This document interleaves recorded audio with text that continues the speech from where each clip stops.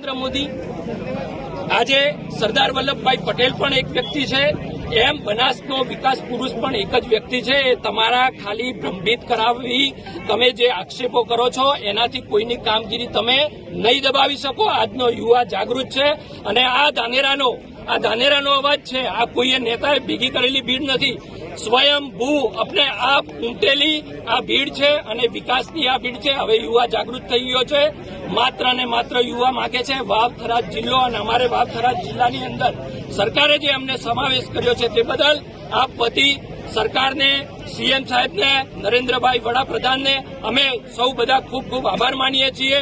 અને અમને મહેરબાની કરીને વાવ થરાદની અંદર રાખ્યા છે, એની અંદરથી ન ખસેડવામાં આવે, નહીતર આવનાર સમયની અંદર આનાથી પણ મોટું ઉગ્ર આંદોલન યુવાનો કરશે. અમારે વાવ થરાદમાં રહેવું છે. અમારો જિલ્લો વાવ થરાદ છે. અમે વાવ થરાદ સાથે છીએ.